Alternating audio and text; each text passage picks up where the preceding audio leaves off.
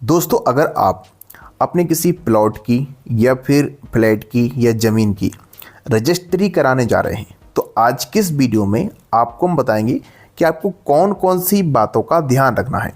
बहुत सारे लोग रजिस्ट्री कराते समय कुछ गलतियां करते हैं और आपको ये बात अच्छे से पता होगी कि रजिस्ट्री जब हम कराते हैं तो हम एक कोई ज़मीन या मकान या हम किसी प्लॉट को खरीद रहे होते हैं और ये हमारी ज़िंदगी का एक अहम यहाँ पर फैसला होता है। काफ़ी सारे लोग अपनी पूरी ज़िंदगी निकाल देते हैं तब एक प्लॉट या फिर कोई ज़मीन खरीद पाते हैं और ऐसे में अगर छोटी सी एक गलती हो जाती है तो उसका पछतावा हमारे लिए पूरी ज़िंदगी होता है। तो आपको इस वीडियो को पूरे अंत तक देखना है।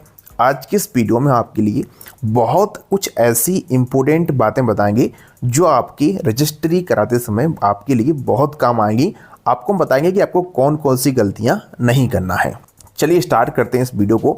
आपको हम बता दें, इस चैनल पर इसी प्रकार की जानकारी आपको मिलती रहती है, तो अगर आप अभी तक न्यू हैं सब्सक्राइब कर लीजिएगा। वीडियो पसंद आती है तो एक लाइक ज़रूर कर दीजिएगा। सबसे पहले तो गाइस आपको हम बता दें कि आप जहां पर भी रजिस्ट्री करा रहे हैं आपको अपना जो रजिस्ट्रार ऑफिस है वहां पर आपको सबसे पहले ध्यान रखना है कि मॉर्निंग का आपको स्लॉट लेना है। आजकल क्या हो गया है कि रजिस्ट्री ऑनलाइन होती हैं तो एक स्लॉट लेना होता है हमको। जो आपके एडवोकेट हैं, जो आपके वकील हैं, वो स्लॉट लेंगे तो आपको बोलना है कि मॉर्निंग का स्लॉट लें, सवेरे का। इसमें क्या होगा कि कई बार क्या होता है कि अगर आप शाम का स्लॉट ले लेते हैं 4 बजे का, 5 बजे का, ऐसा 2-3 बजे का, तो उसमें क्या हो पाता है कि कई बार आपका रजिस्ट्री अटक जाता है और फिर नेक्स्ट डे प्रोसेस होता है। तो आपको अगर एक दिन में ही सारा काम कराना है तो आपको मॉर्निंग का स्लॉट बुक कराना है, ठीक है। इसके अलावा आपको ध्यान रखना है कि जब भी आपका स्लॉट का टाइम आपको मिला है, 11 बजे का टाइम मिला है, 12 बजे का मिला है, तो आपको अपने टाइम के हिसाब से ही अपने रजिस्ट्रार ऑफिस में पहुंच जाना है, ठीक है। और यहाँ पर आपको पहुंच करके अपने सारे के सारे डॉक्यूमेंट अपने साथ ले जाना है। काफ़ी सारे लोगों को यहाँ पर डॉक्यूमेंट में डाउट रहता है कि रजिस्ट्री कराते समय क्या क्या डॉक्यूमेंट लगते हैं। तो आपको हम बताना चाहेंगे, जिस व्यक्ति के नाम से आप रजिस्ट्री करा रहे हैं उसका आधार कार्ड ओरिजिनल और पैन कार्ड आप साथ में ले जाइएगा। साथ में आप ध्यान रखना, जिस व्यक्ति की ज़मीन है, जो व्यक्ति बेच रहा है ज़मीन को, उस व्यक्ति का आधार कार्ड और उस व्यक्ति का पैन कार्ड लगेगा। उसको भी अपने साथ में आधार कार्ड ले जाना है और पैन कार्ड ले जाना है ओरिजिनल। और 2 गवाह आपको यहाँ पर लगने वाले हैं। तो आप गवाह घर परिवार के व्यक्ति हो सकते हैं या फिर कोई भी आपका दोस्त या आपका रिश्तेदार, कोई भी हो, 2 यहाँ पर गवाह आपको साथ में लगेंगे। कई बार क्या होता है कि गवाह किसी के पास नहीं होते हैं या फिर गवाह मान लो कि नहीं बन पा रहे हैं व्यवस्था, तो 200 रुपये में, 100 रुपये में रजिस्ट्रार्ड ऑफिस में ही आपको मिल जाएंगे। लेकिन हमारी राय आपको ये रहेगी कि अगर कोशिश करिए आप तो गवाह आपके खुद के होना चाहिए, क्योंकि कल के दिन अगर कुछ भी इशू होता है तो वो गवाह आपकी यहाँ पर गवाह दे सकें। क्योंकि जो आप 200 रुपये में गवाह लेंगे वो मतलब ऐसे ही रहेंगे रैंडम ही, बस काम चलाने लायक, ठीक है। तो यहाँ पर आपको इस चीज़ का ध्यान रखना है।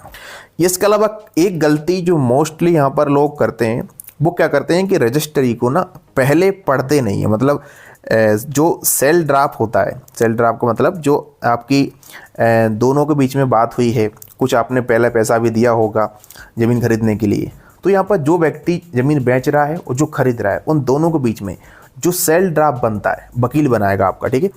तो जो सेल ड्राफ्ट है ना, उसको आपको एक दिन पहले अच्छे से पढ़ लेना है, क्योंकि स्लॉट बुक हो गया और आपने सेल ड्राफ्ट को नहीं पढ़ा, कोई अगर गलती उसमें हुई तो ये स्लॉट लेने के बाद जो है वकील उसमें एडिट नहीं कर सकता, ठीक है।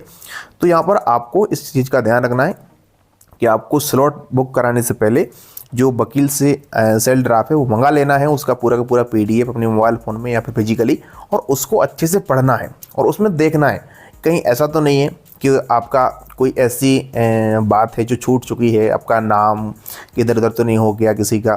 साथ में ध्यान रखना है आपको कि जो ज़मीन है वो कितनी स्क्वायर फीट है, तो वहाँ पर उसका पूरा क्षेत्र पर लिखा हुआ है कि नहीं लिखा हुआ है, प्लॉट नंबर, खसरा नंबर, ये सब यहाँ पर आपको एक एक चीज़ अच्छे से पढ़ लेना है। अगर नहीं आता है आपको खुद को पढ़ना तो किसी अच्छे एडवोकेट से या फिर किसी समझदार व्यक्ति से उसको पढ़वा लेना है।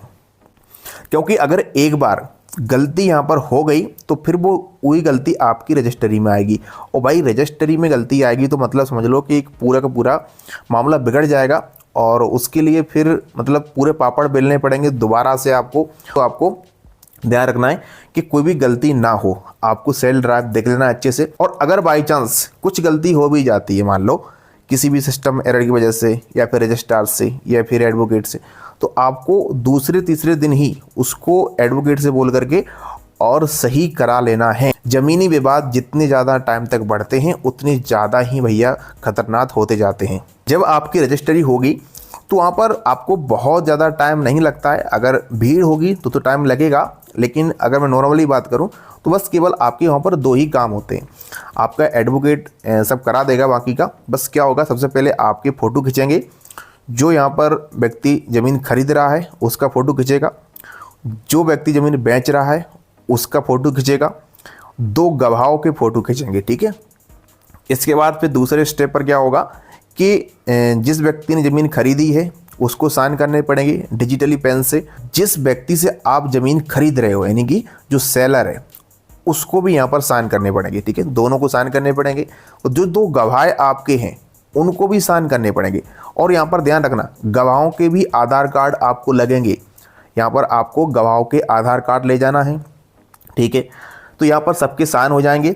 इसके बाद क्या है ना, फिर सभी लोगों को, सभी का मतलब है कि सेलर बायर जिससे आप ज़मीन खरीद रहे हैं और आप जो ज़मीन खरीदने वाले हो, 2 गवाह आपकी, तो चारों लोगों को फिर क्या है ना, फिंगरप्रिंट लगाना पड़ेगा, यानी कि अंगूठा का निशान लगाना पड़ेगा, जो कि आपकी रजिस्ट्री में यहाँ पर आता है चारों लोगों का, ठीक है।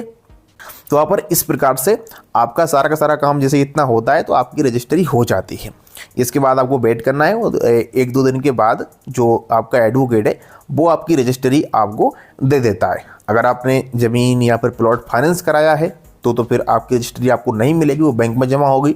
लेकिन अगर आपने खुद से ज़मीन खरीदी है नगद कैश में, तो फिर यहाँ पर वो रजिस्ट्री है जो आपको मिल जाएगी। आपको रजिस्ट्री कराते समय विशेष रूप से बस ये ध्यान रखना है कि कोई गलती ना हो जाए, क्योंकि अगर कुछ गलती हुई तो फिर उसका खामियाजा आपको बहुत बुरा भुगतना पड़ेगा। क्योंकि ये जो करेक्शन है ना, इतनी आसानी से नहीं होते हैं। वकील दोबारा फीस मांगेगा, बोलेगा आपकी गलती से हुई है, आपको हमने सारा का सारा जो ड्राफ्ट है वो दिया था, आपने सही से पढ़ा नहीं है। मतलब बहुत कुछ यहाँ पर कंडीशन होती हैं। और भैया वकील तो स्पष्ट रूप से पहले लिख ही देता है कि जो भी यहाँ पर जो है आपकी जिम्मेदारी इस पर, हमारा यहाँ पर कुछ भी नहीं है। तो आपको अच्छे तरीके से जो इसका ड्राफ्ट है रजिस्ट्री कराने से पहले उसको पढ़ लेना है कि उसमें कोई भी यहाँ पर खसरा नंबर गलत तो नहीं है, आपका एड्रेस, आपका पता और आपका जो है मकान नंबर या फिर प्लॉट नंबर है, सब कुछ आपको यहाँ पर रकबा नंबर, एक एक तरीके से आपको एक एक जानकारी अपनी यहाँ पर अच्छे से उसमें देख लेना है। और अगर आपको लगता है कि सब कुछ सही है, इसके बाद ही आपको यहाँ पर रजिस्ट्री के लिए तैयार होना है और फिर रजिस्ट्री कराने जाना है। तो इन चीज़ों का आपको विशेष रूप से ध्यान रखना है। आपको यहाँ पर जानकारी पसंद आई हो अगर हमारी वीडियो को लाइक कर देना। चलिए फिर मिलते हैं किसी नेक्स्ट वीडियो में।